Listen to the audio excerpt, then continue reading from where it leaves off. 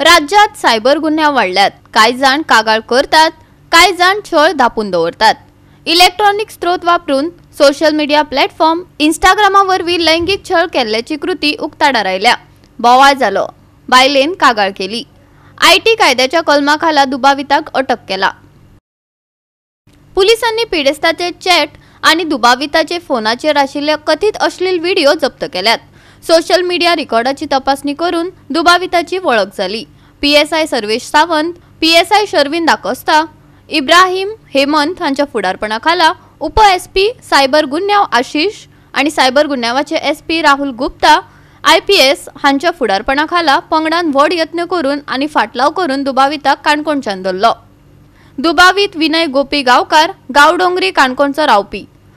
तो आयटीआयचो विद्यार्थी। ताणे आपलो गुन्यांव केला कबूल। पीडिताचे चॅट आणि दुबावित फोनाचेर आशिल्ले कथित अश्लील व्हिडिओ जप्त। सायबर फॉरेन्सिक तपासणी खातीर धाडटले फोन, फुडलो तपास सुरू। दुबावितांनी बनावट नाव वापरून केल्लो इंस्टाग्राम आयडी। बनावट आयडी करून कागाळदाराकडेन केल्ली इश्टागत। सोशल मीडिया प्लॅटफॉर्म इंस्टाग्रामावरवी आक्षेपार्ह चॅट आणि व्हिडिओ प्रसारित केल्याचे तपासात स्पष्ट। सोशल मीडियाचेर बनावट खात्याविशीं सादूरतायेचो सल्लो। चॅट करचे पयलीं खंयच्याय अकाउंटाची सत्यताय तपासात। गोवा 365 खातीर डायलन रॉड्रिगीस आणि मनीषा जाधव।